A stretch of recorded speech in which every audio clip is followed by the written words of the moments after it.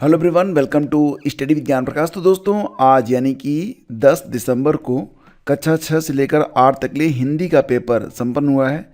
इसकी जो official answer की है वेबसाइट पर आ चुकी है। आप यहाँ पर देख सकते हैं कि 10 दिसंबर को जो परीक्षाएं संपन्न हुई हैं उसका क्वेश्चन बुकलेट और साथ ही साथ जो आंसर कीजिए प्रोविजनल ये आ चुका है। और साथ ही साथ 9 तारीख तक जो परीक्षाएं हुई हैं उसके लिए जो ऑब्जेक्शन इनवाइट किया गया है, ये चीज़ें भी वेबसाइट पर हैं, तो ये मैं आपको अलग वीडियो में बताऊंगा। तो फिलहाल यहाँ पर देखते हैं कि जो हिंदी का पेपर हुआ है, हिंदी का पेपर आपके सामने है। आप जानते हैं कि ये पेपर कुल 2.5 घंटे का था और इसमें कुल जो अंक हैं 150 अंकों की ये परीक्षा हुई है और कुल मिला के 150 प्रश्न हैं। इसमें 3 पार्ट हैं। तो जो पहला पार्ट है वो लैंग्वेज क्वालिफाइंग का है जिसमें 30 प्रश्न हैं। इसके बाद जो दूसरा पार्ट होगा वो जनरल स्टडीज़ का है जिसमें 40 प्रश्न हैं। बाकी जो तीसरा पार्ट है वो हिंदी का है और इसमें कुल मिला के 80 प्रश्न हैं। तो यहाँ पर तीनों पार्ट हम डिस्कस करेंगे और ऑफिशियल आंसर की के मुताबिक डिस्कस करेंगे। ऑफिशियल आंसर की वेबसाइट पर है, तो यहाँ पर क्या आंसर आयोग मान रहा है उसी के मुताबिक हम यहाँ पर आपको सभी आंसर फटाफट बता देंगे, ताकि अगर आप मिलान करना चाहते हैं तो मिला सकते हैं कि आपके कितने प्रश्न जो हैं वो सही हो रहे हैं। तो सबसे पहले देखते हैं लैंग्वेज में इंग्लिश के प्रश्न, जो कि 8 प्रश्न होते हैं। पहला क्वेश्चन है dash beauty is a gift of God. तो ऑफिशियल आंसर की के मुताबिक यहाँ पर ई लगेगा, मतलब नन ऑफ द एबव। दूसरा है Rajan is selected as dash MBBS doctor. तो इसका ऑप्शन ए लगेगा। इसके बाद which of the following is not a part of grocery store. Grocery store का हिस्सा नहीं है। बिल्कुल इसी प्रकार के प्रश्न पूछे जा रहे हैं लगातार, तो बिल्कुल आप लोग चिंता मत करिए। इसमें है लेदर, ठीक है। और इसके बाद which of the following is not A containment, ठीक है, कॉन्टिनेंट, ठीक है। कौन सा एक है जो कि कॉन्टिनेंट नहीं है? तो इसका आंसर है सी, अरब। अरब एक देश है जो कि एक कॉन्टिनेंट नहीं है। इसके बाद आगे बढ़ते हैं। अगला क्वेश्चन ये होगा कि if it is May then the previous month was. तो बहुत ही आसान प्रश्न है ये, अप्रैल सही होगा इसका, 5 का ए सही है। अगला क्वेश्चन है स्प्रिंग कम्स बिफोर। स्प्रिंग आता है किसके पहले? तो दोस्तों इसका आंसर है ऑप्शन ई, ठीक है। What we call the father of our mother. तो क्या कहेंगे आप कहेंगे मैटरनल ग्रैंड फादर, यानी कि नाना कहते हैं हिंदी में, अंग्रेजी में क्या कहेंगे? Maternal grandfather. और sister's daughter is called as. जो बहन की बेटी होती है उसको आप क्या कहेंगे? तो उसको कहेंगे नीज। तो ऑप्शन ए करेक्ट है। तो ये इंग्लिश का वाला हो गया। इसके बाद हम देखेंगे जो हिंदी के प्रश्न हैं। भाषा शब्द संस्कृत की किस धातु से बना हुआ है? जो भाषा शब्द है वो संस्कृत की किस धातु से बना हुआ है? तो इसका आंसर है भास से। पुरानी हिंदी नामकरण किसने किया है? तो दोस्तों इसका आंसर है ऑप्शन सी, चंद्रधर शर्मा गुलेरी। अपभ्रंश के प्रथम कवि कौन है? दोस्तों इसका आंसर है स्वयंभू। हिंदी भाषा की उत्पत्ति हुई है, किससे हुई है? तो सौरसेनी अपभ्रंश से हुई है। इसके बाद क्वेश्चन नंबर 13 पे आ जाते हैं। और हिंदी भाषा का इतिहास पुस्तक के लेखक कौन है? तो ऑप्शन ए करेक्ट है इसका, धीरेन्द्र वर्मा। 13 का ए सही है। पश्चिमी हिंदी की उत्पत्ति किस अपभ्रंश से हुई है? तो ऑफिशियल आंसर की के मुताबिक इसका आंसर ऑप्शन सी है, पश्चिमी हिंदी की उत्पत्ति सौरसेनी से हुई है। खड़ी बोली हिंदी का प्रथम महाकाव्य है। तो इसका जो प्रथम महाकाव्य माना जाता है वो प्री प्रवास को माना जाता है। कमेंट करके बताइए कि ये प्री प्रवास किसने लिखा है, इसके लेखक कौन है। हिंदी भाषा के अंतर्गत आने वाली उपभाषाओं की संख्या कितनी है? तो फ्रेंड्स इसका आंसर फटाफट बताइए। तो इसका आंसर हो रहा है ऑप्शन बी, यानी कि 5, ठीक है। फिर हम आगे बढ़ते हैं। अगला क्वेश्चन देखिए। अगला क्वेश्चन ये था कि नल से बूंद बूंद पानी टपक रहा है, उक्त वाक्य में बूंद बूंद क्या है? तो फ्रेंड्स इसका आंसर है क्रिया विशेषण है ये। इसके बाद है मगही किस भाषा की बोली है? तो दोस्तों मगही जो है ये बिहारी, ठीक है, मगही पान भी होता है। मैथिली बोली के कवि कौन है? तो दोस्तों ये हैं विद्यापति, ऑप्शन ए। अवधि का लोकप्रिय महाकाव्य कौन सा है? इसका सही जवाब है ऑप्शन बी, रामचरितमानस। इसके बाद आ जाइए क्वेश्चन नंबर 21 पे। क्वेश्चन था कि य घ थ में कौन सी ध्वनि महाप्राण है? तो दोस्तों इसका आंसर है ऑप्शन डी, ये घ थ ये दोनों ही महाप्राण हैं। इसके बाद किन ध्वनियों को अनुस्वार कहा जाता है? तो सही जवाब है ऑप्शन बी, स्वर के बाद आने वाली जो नासिक ध्वनियाँ हैं उनको अनुस्वार कहते हैं। ससुराल शब्द में कौन सा प्रत्यय शब्द प्रयुक्त होता है? तो इसका जवाब है ऑप्शन बी आल। ससुराल में आल। किस समास में अंतिम पद प्रधान होता है? तो ये है तत्पुरुष समास। ठीक है। इसके बाद देखिए क्वेश्चन नंबर 25। अनेकार्थी शब्द टीका का अर्थ कौन सा नहीं है? तो इसका आंसर है पार्श्व। ठीक है। इसके बाद है कर्ण, चिन्ह तथा शून्य किस एक शब्द के अनेकार्थी शब्द हैं? तो इसका जवाब है नन ऑफ द एबव। ठीक है। हिंदी में हर्ष स्वर कौन से हैं? तो इसका जवाब है अ और ई। ठीक है। इसके बाद आ जाइए क्वेश्चन नंबर 28 पे। हिंदी वर्णमाला में महाप्राण व्यंजन कौन से हैं? तो दोस्तों इसका आंसर है ख और घ। ठीक है। हिंदी के ओष्ठ व्यंजन कौन से हैं? तो दोस्तों ये हैं ई, मतलब none of the above. And last question is कि संविधान सभा द्वारा हिंदी को भारत की राजभाषा के रूप में कब स्वीकार किया गया? 14 सितंबर 1949 को। तो ये आपका लैंग्वेज वाला पोर्शन हो गया। इसके बाद हम आगे बढ़ेंगे, फिर आगे आपका जनरल स्टडीज़। तो देखते हैं जनरल स्टडीज़ को। तो यहाँ पर देखेंगे निम्नलिखित में से कौन सी किसी घटना की प्रायिकता नहीं हो सकती। तो मैं बस आपको आंसर बताऊँगा यहाँ पर। ठीक है। तो इसमें है कौन सी किसी घटना की प्रायिकता नहीं हो सकती है? तो उपयुक्त में एक से अधिक, ये यहाँ पर विकल्प है। एक साइकिल 16% लाभ पर बेची जाती है। इसका जो उत्तर है वो ऑप्शन सी वाला है। ठीक है। उत्तर मिला लीजिए आप लोग बस। इसके बाद इसका डिटेल जो आंसर होगा वो मैं आपको कराऊंगा एक अलग वीडियो में। एक स्कूल में छात्रों ने वायु प्रदूषण को कम करने के लिए स्कूल में और उसके आसपास पेड़ लगाने का फैसला किया। यह निर्णय लिया गया कि प्रत्येक कक्षा के प्रत्येक अनुभाग द्वारा लगाए जाने वाले पेड़ों की संख्या उस कक्षा से दोगुनी होगी जिसमें वे पढ़ रहे हैं। यदि विद्यालय में 1 से 12 कक्षाएं हैं और प्रत्येक कक्षा में 2 खंड हैं, तो ज्ञात कीजिए कि विद्यार्थियों द्वारा कितने पेड़ लगाए गए। तो इसका आंसर यहाँ पर माना गया है 312। ऑप्शन ए करेक्ट है। फिर आगे बढ़िए।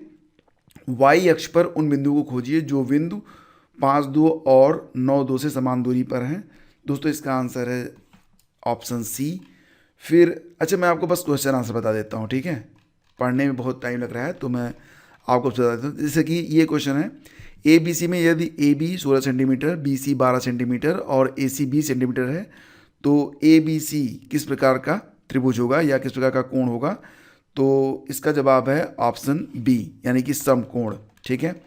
इसके बाद अगला क्वेश्चन है, कौन सी एक अपरिमेय संख्या है? इसका जवाब है ऑप्शन ए। नेक्स्ट है आपका, आगे बढ़िए। अगला क्वेश्चन आप देख सकते हैं कि नए साल में देव ने पहले सप्ताह में रुपये 50 बचाए। तो इसका जो आंसर है 37 का, वो ऑप्शन सी वाला सही है, 10। ठीक है। इसके बाद क्वेश्चन नंबर 38 पे आ जाइए। समकोण त्रिभुज का आधार 48 सेंटीमीटर। इसका जो आंसर है वो ऑप्शन ए है। ठीक है। और फिर आगे बढ़िए, फटाफट आगे बढ़िए। एक बरसाती दिन में क्या होता है? एक बरसाती दिन में 39 वाला जो है, तो इसका सी सही है। शुष्क बल्ब तापमापी, आर्द्र बल्ब तापमापी की तुलना में ज़्यादा माप दर्शाता है, यानी कि विकल्प सी सही है। और किस गैस को वायुमंडलीय प्रदूषक माना जाता है? तो जवाब है सल्फर डाइऑक्साइड। और इसके बाद है कि अभिक्रिया जिसमें ऑक्सीकरण संख्या घटती है, इसको क्या कहते हैं? इसको कहेंगे अपचयन, यानी कि रिडक्शन, जो आप जानते ही हैं। फिर आपका जो 42वां क्वेश्चन था कि कौन सी विद्युत चुंबकीय तरंग नहीं है? तो ये होती है अल्फा किरण। जो अल्फा किरण होती है ये विद्युत चुंबकीय नहीं होती है। हाइड्रोजन परमाणु के 91 स्थिर कक्ष का अर्धव्यास किसके समानुपाती होता है? तो दोस्तों इसका आंसर बनेगा ऑप्शन सी, n स्क्वायर। और एरोबिक श्वसन के दौरान कितने पद या पदों में CO2 का निष्पादन होता है? तो दोस्तों इसका आंसर बनेगा ऑप्शन सी, 3। फिर आगे बढ़िए फटाफट। ठीक है। और अगला क्वेश्चन है कि मानव गुर्दे में निस्यंदन इकाइयों को क्या कहा जाता है? तो इसे कहते हैं नेफ्रॉन। क्या कहते हैं? नेफ्रॉन। और टैकीकार्डिया में हृदय गति हो जाती है, तो ये हो जाएगा तेज। ऑप्शन सी करेक्ट है। फिर आपका अगला क्वेश्चन क्या था कि निम्न कथनों पर विचार करिए। अब यहाँ पर कथन दिए गए हैं, इसके बाद विकल्प है, उसमें से उत्तर चुनना है आपको। तो चलिए देखते हैं।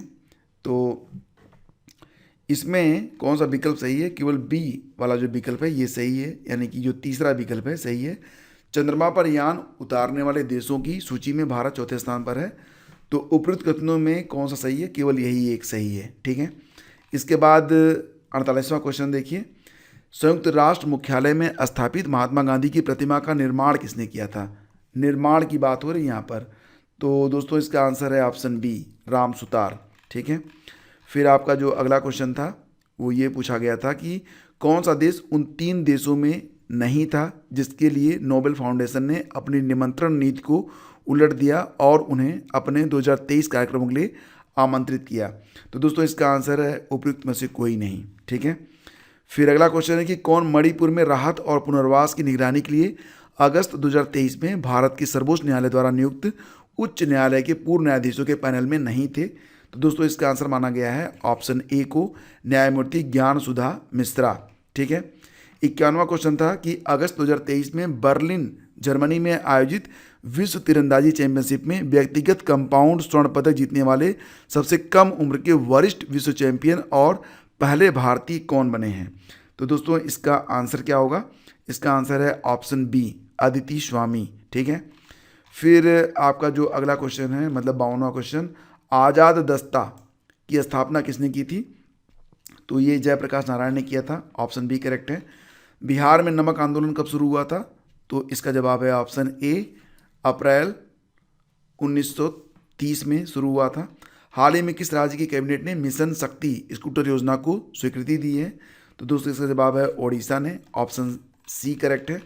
फिर अगला क्वेश्चन क्या था, ये पूछा गया था आपका, देख लीजिए कि कौन सा भूकंप की गहनता मापने हेतु प्रयोग में लाया जाता है। तो दोस्तों इसका आंसर है ऑप्शन बी, मरकरी पैमाना। मरकरी पैमाना, मरकरी लिखा गया है, मरकरी होगा। ठीक है।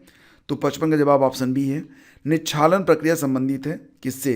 तो दोस्तों ये डी है इसका आंसर। ठीक है। उपयुक्त में एक से अधिक। भारत के कितने राज्यों की सामान्य सीमा कॉमन बॉर्डर पाकिस्तान एवं बांग्लादेश के साथ है। तो इसका जवाब माना गया है 7, ऑप्शन सी करेक्ट है। ठीक है। 57 का सी सही है। 58 पे आ जाइए, भारत का कौन सा राज्य मोटा अनाज का सबसे बड़ा उत्पादक है। तो दोस्तों इसका आंसर है ऑप्शन ए, राजस्थान। फिर आपका जो अगला क्वेश्चन है वो ये होगा कि भारत का सबसे शुष्क स्थान कौन सा है।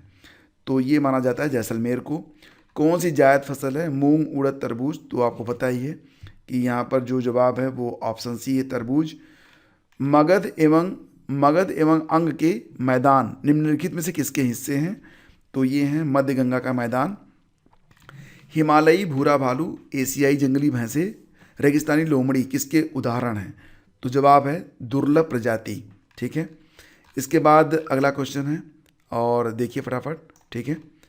राजकुमार शुक्ला ने किस नेता को बिहार आने और उनके आंदोलन को नेतृत्व प्रदान करने के लिए राजी किया। तो सही जवाब यहाँ पर क्या है, मतलब ऑप्शन ई जाएगा, 63 का ई, महात्मा गांधी थे। इंडिया डिवाइडेड पुस्तक किसने लिखी है। तो इसका जवाब है ऑप्शन बी, राजेंद्र प्रसाद। 1915 में होम रूल लीग किसने स्थापना की थी। तो इसका जवाब है ऑप्शन बी, एनी बेसेंट ने। इनमें से किस महिला ने बिहार में नमक सत्याग्रह में सक्रिय भाग लिया। तो जवाब है ऑप्शन डी, इसमें से एक से अधिक। ठीक है। इसके बाद आ जाइए, नेक्स्ट क्वेश्चन आपका होगा, बंगाल व बिहार के नील कृषकों की दशा का वर्णन करते हुए नील दर्पण नाटक किसने लिखा है। तो बेसिकली नील दर्पण किसने लिखा है, ये प्रश्न होना चाहिए था। तो फिलहाल आंसर इसका ऑप्शन सी है, दीनबंधु मित्रा इसका आंसर है। अगला क्वेश्चन है, किसने 1913 में अनुशीलन समिति की एक शाखा की स्थापना पटना में की। 68, इसका जवाब है ऑप्शन ए, सचिंद्र नाथ सान्याल। अगला क्वेश्चन है, भारतीय राष्ट्रीय कांग्रेस का जो गया अधिवेशन था, ठीक है, ये कब हुआ था। तो जवाब है इसका 1922 में, ऑप्शन ए करेक्ट है। अच्छा बताओ कि इसकी अध्यक्षता किसने की थी, फटाफट कमेंट करो, ये मैंने पढ़ाया हुआ है। राष्ट्रवादियों के दैनिक समाचार पत्र द इंडियन नेशन का प्रकाशन कब शुरू हुआ। तो दोस्तों इसका जवाब है 1931 में। ठीक है। तो ऑप्शन बी करेक्ट है। इसके बाद हिंदी के प्रश्न आ रहे हैं। तो हिंदी में आप देख रहे हैं कि प्रश्न संख्या 71 से 80 तक अपठित गद्यांश पर आधारित है और पहले आपको अपठित गद्यांश पढ़ना है, इसके बाद आपको जो है उत्तर देना है।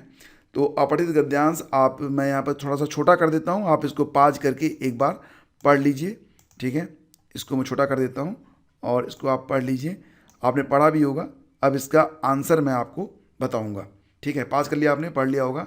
चलिए मैं इसका आंसर आपको फटाफट बता देता हूँ। तो चलो शुरू करते हैं इसका आंसर। देखो यहाँ पर पहला क्वेश्चन है कि कौन परिवर्तन के दौर से गुजर रहा है। ठीक है। परिवर्तन के दौर से कौन गुजर रहा है। तो फ्रेंड्स इसका आंसर है ऑप्शन सी, यानी कि पूरा विश्व। ठीक है। 72वां क्वेश्चन आपका था क्या था 72वां क्वेश्चन कि परिवर्तन के दौर का परिदृश्य क्या है। जवाब है ऑप्शन सी ज्ञान। ठीक है। वैज्ञानिक और तकनीकी विकास का क्षेत्र क्या है। जवाब है option B big data, machine learning और आर्टिफिशियल इंटेलिजेंस। मशीनें किसके एवज में काम करने लगेंगी। 74 का ऑप्शन बी करेक्ट है। अकुशल कामगार, कुशल कामगारों की मांग किस क्षेत्र में बढ़ेगी। जवाब है ऑप्शन डी सभी में बढ़ेगी। ठीक है। इसके बाद फिर आपका जो अगला है कि हमें नए रास्ते खोजने होंगे। 76 का जवाब है ऑप्शन बी ऊर्जा, भोजन, पानी व स्वच्छता आदि के लिए नए कुशल कामगारों की ज़रूरत किन क्षेत्रों में है। तो इसका दोस्तों आंसर है ऑप्शन डी। और महामारी रोकने के लिए आवश्यक क्या है। 78 का जवाब है ऑप्शन बी संक्रामक रोग प्रबंधन व टीकों का विकास। भारत कैसा देश बनने की दिशा में अग्रसर है। जवाब है ऑप्शन ए विकसित। 3 सबसे बड़ी अर्थव्यवस्थाओं में एक बनने की ओर अग्रसर है। 80 का जवाब है भारत। इसके बाद आगे बढ़ते हैं, क्वेश्चन नंबर 81 पे आ जाइए। अब 81 से लेकर 85 तक क्या है कि अपठित गद्यांश को आपको पढ़ना है, उसके बाद आपको जो है आंसर देना है। तो वीडियो को पॉज करिए और पढ़ लीजिए। ये यहाँ तक पढ़ लिया आपने, इसके बाद अब और पढ़ लीजिए पॉज करके। अब मैं इसका आंसर आपको बताता हूँ। 81 पे आते हैं। तो बंकिम चंद्र चटर्जी के समय बंग दर्शन पत्रिका का उद्देश्य क्या था। जवाब है इसका ऑप्शन सी सत्य साहित्य द्वारा सामाजिक प्रगति। ऑप्शन सी करेक्ट है। रविन्द्रनाथ टैगोर ने अपने लेख में गोरों का विरोध कब किया। जब गोरों द्वारा दक्षिण अफ्रीका की बोवर जाति की हत्या की गई, यानी कि ऑप्शन ए। इसके बाद फिर आगे बढ़िए। अगला क्वेश्चन है जनगण मन अधिनायक के राष्ट्रगान बनने का कारण क्या है। तो मतलब कि जनगण मन अधिनायक के राष्ट्रगान बनने का कारण है, क्या कारण है। तो दोस्तों इसका सही जवाब है ऑप्शन बी इस कविता में व्याप्त देश प्रेम की सच्ची अनुभूति। रविंद्रनाथ टैगोर ने वंग दर्शन पत्रिका का पुनः प्रकाशन कब किया। 84। इसका जवाब है ऑप्शन डी। ठीक है, यहाँ पर सही जवाब है ऑप्शन डी। फिर अगला क्वेश्चन है कि रविंद्रनाथ टैगोर की साहित्यिक कृतियों का उद्देश्य क्या है। 85 का जवाब है ऑप्शन सी मनुष्य अपनी निम्न प्रवृत्तियों का त्याग कर समाज का उपयोगी सदस्य बने। इसके बाद अगला क्वेश्चन देखते हैं। प्रश्न है आपका, अब देखो यहाँ पर क्या है 86 से 90 तक वही अपठित गद्यांश है, और एक बार पढ़ लीजिए इसको, इसके बाद आगे बढ़ते हैं। तो 86 किस मिट्टी से देह बनी है। तो इसका जवाब है ऑप्शन बी भारत की मिट्टी। 87 है किसका निर्मल तन, किसका निर्मल जल पीने का उल्लेख है। तो 87 का सही जवाब है गंगा का जल। 88 पे आते हैं, और आपका जो 88 क्वेश्चन है वो ये है कि किसकी कोख से जन्म लेने की बात कही गई है। 88 सही जवाब है इसका सरस्वती, यानी कि ऑप्शन सी करेक्ट है। किसी भी काम को करते हुए किसकी उपासना की बात कही गई है। 89 का जवाब ऑप्शन बी है। दोस्तों चैनल को अगर आपने अभी तक सब्सक्राइब नहीं किया है तो प्लीज़ एक बार सब्सक्राइब जरूर कर लीजिएगा। और इस चैनल पर आपके लिए शिक्षक भर्ती परीक्षा से संबंधित न्यूज़ और जो स्टडी मटेरियल है लगातार अपडेट किए जाते हैं, तो सब्सक्राइब कर लीजिए। और हमारा जो टेलीग्राम चैनल है स्टडी विद ज्ञान प्रकाश, उसको भी ज्वाइन कर लीजिए। सभी का लिंक आपको वीडियो के डिस्क्रिप्शन और पहले कमेंट में मिल जाएगा। तो चलिए अगला क्वेश्चन आप देखते हैं। लेखक ने किसके गौरव की बात कही है। जवाब है भारत माता, ऑप्शन ए। इसके बाद आपका जो 90 क्वेश्चन है ये कंप्लीट हो रहा है। फिर आगे बढ़ते हैं क्वेश्चन नंबर 91 पे। प्रयोग के आधार पर सर्वनाम के कुल कितने भेद हैं। तो प्रयोग के आधार पर सर्वनाम के कुल कितने भेद हैं ये पूछा जा रहा है। फटाफट इसका आंसर बताइए आप लोग। तो दोस्तों इसका आंसर बनेगा ऑप्शन सी 6। ठीक है। सर्वनाम का रूपांतर किस दृष्टि से होता है। 92 का जवाब है ऑप्शन ए। विशेषण के भेदों के वर्गीकरण का आधार क्या है। 93 का जवाब है ऑप्शन बी गुण, संख्या और परिमाण। हिंदी में कारक कितने प्रकार के हैं। 94 सही जवाब है ऑप्शन ए 8। को के लिए किस कारक का चिन्ह है। 95 का जवाब है संप्रदान। इसके बाद अगला क्वेश्चन, अब यहाँ पर आपको जो इंग्लिश नहीं मिलेगी क्योंकि लैंग्वेज का पेपर है। जिसके लिए कुछ किया जाए या जिसको कुछ दिया जाए इसका बोध कराने वाले शब्द रूप को क्या कहते हैं। सही जवाब है संप्रदान कारक, यानी कि ऑप्शन सी करेक्ट है। क्रिया के जिस रूप से क्रिया के होने का समय तथा उसकी पूर्णता या अपूर्णता का बोध हो उसे क्या कहेंगे दोस्तों। तो ऑप्शन बी उसे कहेंगे काल। फिर यदि वर्षा होगी तो फसल अच्छी होगी, यह किस काल का उदाहरण है। तो सही जवाब है भविष्यत काल, ऑप्शन ए करेक्ट है। जब दो शब्द समास युक्त होकर किसी तीसरे शब्द का विशेषण बन जाएं तो उसे क्या कहते हैं? 99 का जवाब है ऑप्शन बी, इसे कहेंगे बहुब्रीहि समास। इसके बाद आ जाते हैं क्वेश्चन नंबर 100 पे। प्रश्न है आपका कि निम्नलिखित में से गुण संधि का उदाहरण कौन सा है? दोस्तों इसका जवाब है महोत्सव, ऑप्शन सी। आ के बाद ए हो तो ए, और आ के बाद ओ हो तो औ होगा। यह परिवर्तन किस संधि में होता है? तो यहाँ पर आपसे परिभाषा ही बता दी गई और जो संधि है उसका नाम पूछ लिया गया। सही जवाब है ऑप्शन सी, ये बनेगा आपका वृद्धि संधि। सौजन्यता, उज्ज्वल, भ्रातागण, उपरोक्त शब्दों का शुद्ध रूप कौन सा है? तो सही जवाब है इसका ऑप्शन सी, सौजन्य, उज्ज्वल, भ्रातृगण। मैं अपनी बात का स्पष्टीकरण के लिए तैयार हूँ, उक्त वाक्य का शुद्ध रूप क्या होगा? 103 का सही जवाब है ऑप्शन सी, मैं अपनी बात के स्पष्टीकरण के लिए तैयार हूँ। इसके बाद आगे बढ़िए फटाफट। निम्नलिखित में सर्प का पर्यायवाची नहीं है, तो सही जवाब है रजनीचर, बाकी भुजंग, उरग ये दोनों हैं। तुम्हारी जेब खाली है वाक्य में जेब का लिंग क्या है? तो दोस्तों इसका लिंग बनेगा स्त्रीलिंग, तुम्हारी शब्द का प्रयोग हुआ है। बूंद बूंद से घड़ा भरता है, इस वाक्य में भरता कौन सी क्रिया है? तो दोस्तों 106 का सही जवाब है ऑप्शन सी, ये होगी आपकी अकर्मक क्रिया। क्रिया के उस रूपांतर को कौन सा वाच्य कहते हैं जिससे वाक्य में कर्ता की प्रधानता का बोध होता है? तो सही जवाब इसे कहेंगे कर्तृवाच्य, ऑप्शन ए। आकर्षण का विपरीतार्थक शब्द कौन सा होगा? तो 108 का आंसर सही होगा सी, विकर्षण। ठीक है। इसके बाद अगला क्वेश्चन है कि आदि से अंत तक के लिए प्रयुक्त एक शब्द क्या होगा?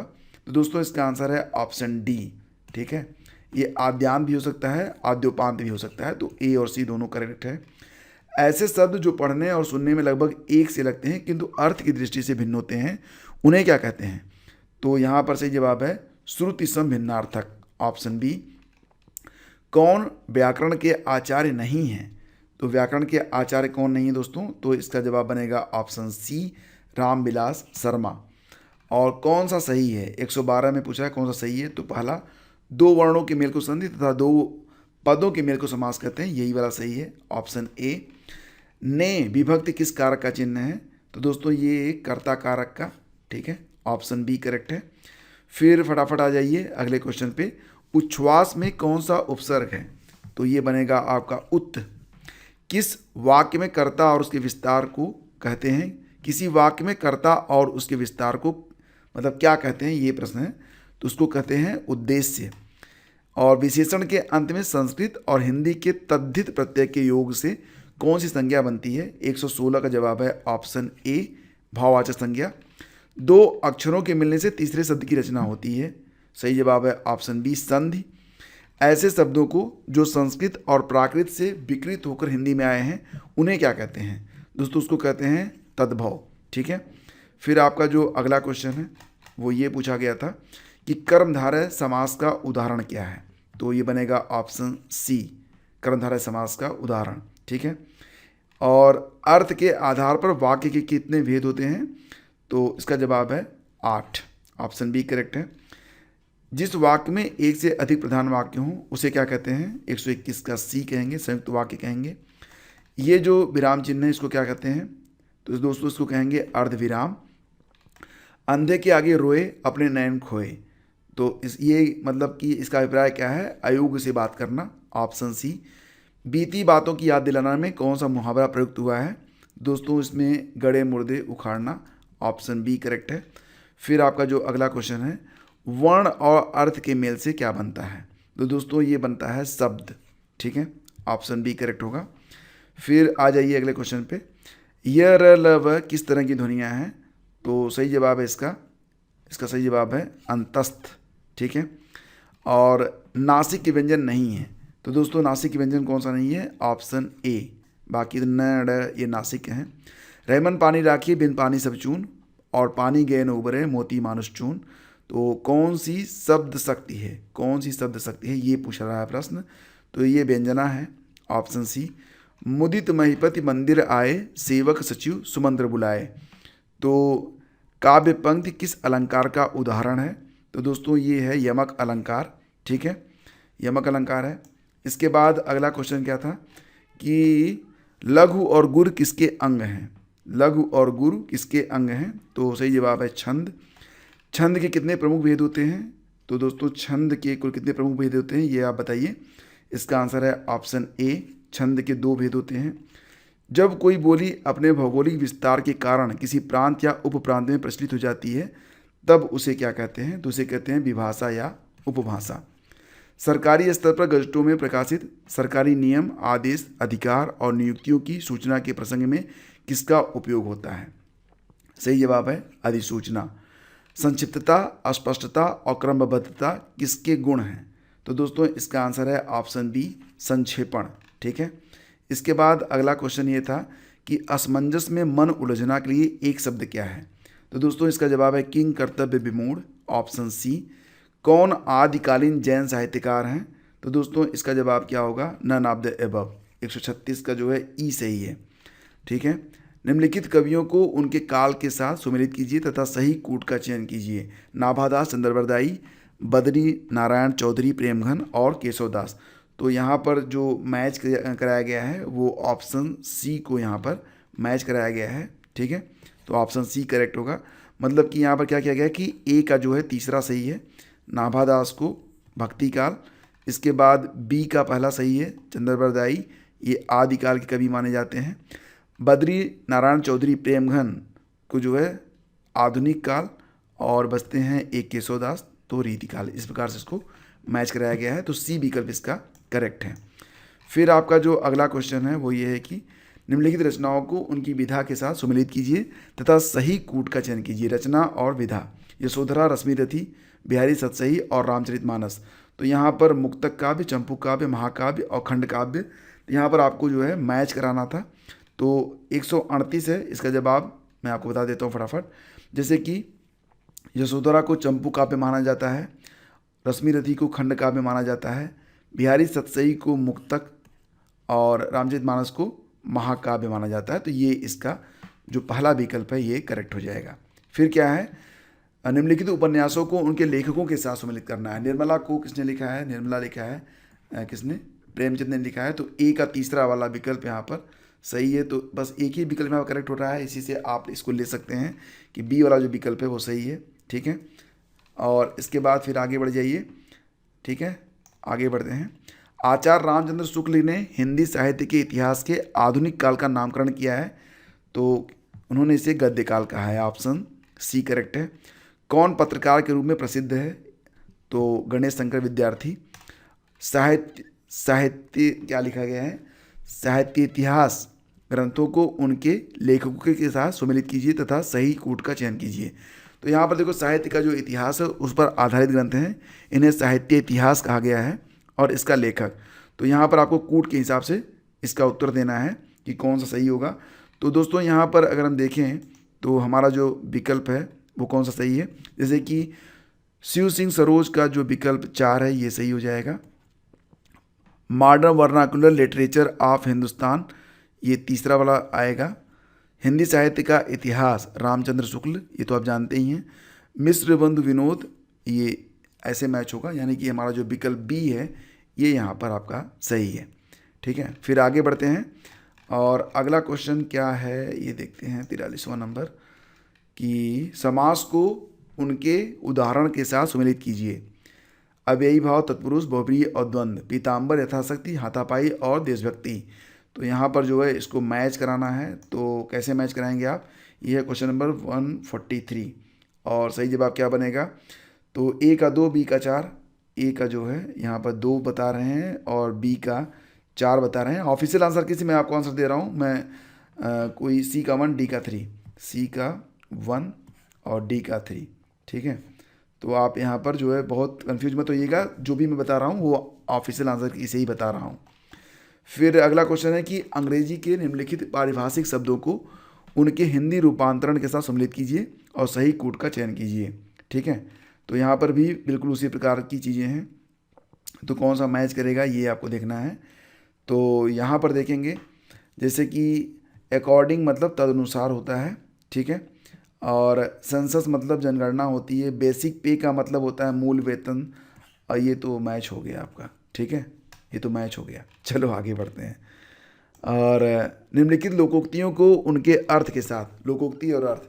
हाथ कंगन को वारसी क्या, मतलब प्रत्यक्ष को प्रमाण क्या। हाथी के दांत दिखाने की और खाने की और, मतलब अज्ञानी के लिए अच्छी बुरी अथनियों करनी में अंतर। हाँ, ये चौथा आ जाएगा। सावधान 22 पसेरी, मतलब अज्ञानी के लिए, मतलब ये तीसरा वाला मैच हो जाएगा और ये चौथा वाला। इस प्रकार से इसको आप मैच कर लेंगे। फिर आइए 146 पे चलते हैं। वाक्यों को अर्थ के आधार पर, वाक्य हैं और अर्थ के आधार पर वाक्य के प्रकार, ये आपको जो है यहाँ पर मैच कराना है। तो चलिए शुरू करते हैं। जैसे कि हम खा चुके, ठीक है, तो ये क्या है, ये विधिवाचक है। उसने नहीं खाया, मतलब ये क्या है, ये निषेधवाचक है। इसके बाद क्या तुम खा रहे हो, ये प्रश्नवाचक हो जाएगा। इसके बाद एक और बच रहा है, उसको आप मैच करा लीजिए, मतलब यहाँ पर उत्तर जो है ऑप्शन ए है, ठीक है। फिर आ जाइए फटाफट। अब यहाँ पर देखो रफ के लिए भी जगह दिया गया था, चलो रफ भी करना है। शाब्दी व्यंजना कहाँ होती है, शाब्दी व्यंजना कहाँ होती है, तो दोस्तों इसका आंसर बनेगा जहाँ अनेकार्थक शब्दों का प्रयोग होता है। ऑप्शन बी, नील परिधान भी सुकुमार, खुल रहा मृदुल अधकुला अंग, खिला हो ज्यों बिजली का फूल, मेघवन बीच गुलाबी रंग। तो कौन सा अलंकार है, इसमें कौन सा अलंकार है, तो ये उत्प्रेक्षा अलंकार का ही उदाहरण है। दिवस का अवसान समीप था, गगन था कुछ लोहित हो चला, तरुशिखा पर थी अब राजती, कमलिनी कुल बल्लभ की प्रभा। 149 का जवाब ऑप्शन ए है। द्रुत विलंबित, ये कौन सा छंद है, ये द्रुत विलंबित कहा जाता है। और विभाव क्या है, तो विभाव भाव के उद्भव का कारण है। तो सभी 150 प्रश्न और उसकी जो ऑफिशियल आंसर की है उसके मुताबिक ये हो गए आपके आंसर। और फ्रेंड्स, मैं पुनः आप लोगों से कहूँगा, अनुरोध करता हूँ कि आप वीडियो को लाइक करके जाइएगा। अगर आप अभी तक वीडियो देख रहे हैं तो प्लीज़ लाइक कर दीजिए, और चैनल को अगर आपने अभी तक सब्सक्राइब नहीं किया तो सब्सक्राइब कर लीजिए। और देखो, इस वीडियो को अपने व्हाट्सएप स्टेटस पर, स्टडी ग्रुप में, या फिर कहीं पर भी जहाँ पर भी आप पढ़ते हैं वहाँ पर शेयर जरूर कर दीजिएगा। एक बात तो ध्यान रखिए कि यहाँ पर मैं आपको बहुत ही संक्षेप में, बहुत कम समय में, बिना किसी जो है मतलब आपका समय जाया किए, मैंने सभी प्रश्नों का आंसर आपको दे दिया है। क्वेश्चन पेपर मैं आपको अपने टेलीग्राम चैनल स्टडी विद ज्ञान प्रकाश पर शेयर कर रहा हूँ, वहाँ पर जाकर आप इसे पुनः एक बार डाउनलोड कर लीजिए और फिर से मिला लीजिए, ठीक है। ऑफिशियल आंसर की भी आपको मिल जाएगी हमारे टेलीग्राम चैनल पर। तो वीडियो पसंद आया फ्रेंड्स तो लाइक और शेयर करना ये बहुत ज़रूरी है, क्योंकि sharing is caring. Please do like and share. Thank you.